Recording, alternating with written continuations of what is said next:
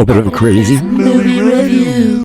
We here at the Daily Bugle will not rest until we've uncovered the behind this web of lies. Venom: The Last Dance is interesting. It is definitely an experience. Is it a good experience? Not really. Now, just so everybody's aware, I love a good bad movie. I might even enjoy them more than actual good movies. Take Ready Player One and Spider-Man 3, for example. They're so insanely bad that they're amazing.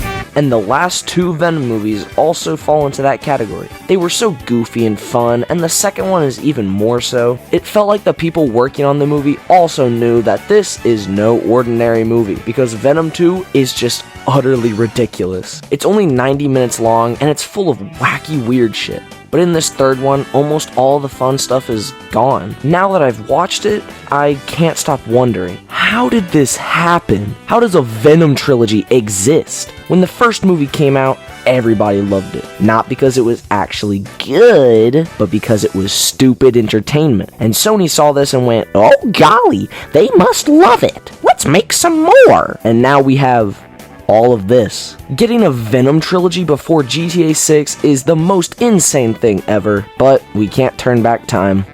It happened. This movie exists, so let's talk about it. Starting off strong, there's not really a bad guy here. Null is sort of the bad guy in this movie, but he spends the entire runtime sitting in his big black chair. So the real bad guy here is the monster that he sends to hunt down all the symbiotes. The monster just shows up every once in a while to give us some action scenes, and it gets old pretty quick. I really didn't like this. It's sort of the same as the first movie, where the bad guy does nothing other than fight the main character. Unlike the second movie, where we had a fun, engaging villain. But this movie has no engaging villains. The movie is kind of split into two different stories. One half you got Eddie and Venom going on a road trip doing Looney Tunes type stuff, which I think is the best part of the movie. Eddie is wanted in America for murder, so he's hiding in Mexico. But then, out of nowhere, they decide to go back to America because there's some random dude there that Eddie can blackmail to get his name cleared. It makes no sense at all, but hey,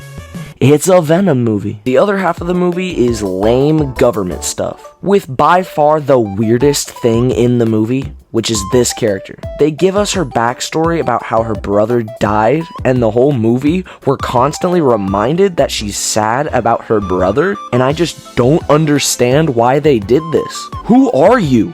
Why are you in this movie? Now, I didn't go into this movie looking for amazing character growth and an engaging plot. I went in expecting to see wacky, funny stuff and awesome action. But there's really not that much action. It's not like I love there to be loads of action in my movies, but like, it's Venom.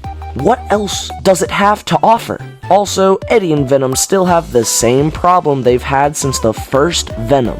A crazy couple that like to argue, so they have to work through their problems. It was funny in the last two, but like, come on, we're past that now. Stop. Also, what sucks is that Venom isn't in it that much. We don't get to see him in his full form a whole lot, and that's because if he fully transforms, then the bad guys can hunt him down. This is 100% just an excuse to save money on the CGI, which, by the way, the CGI looks even worse than it did in the previous Venom. Other than Eddie and Venom's adventure, the movie is dangerously unfunny.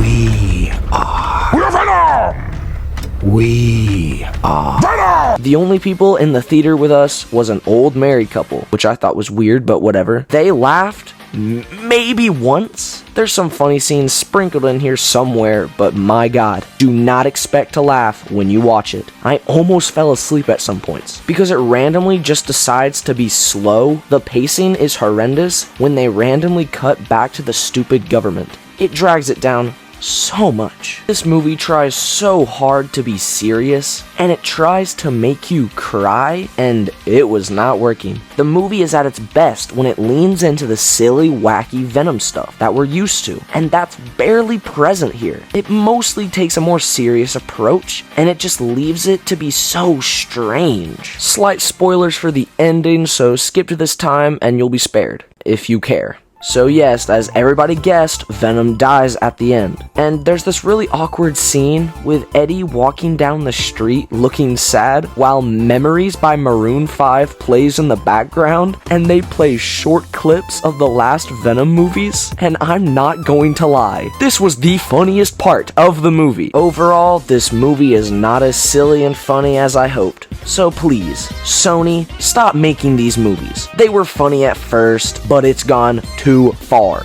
3 out of 10. No more Venom movies, please!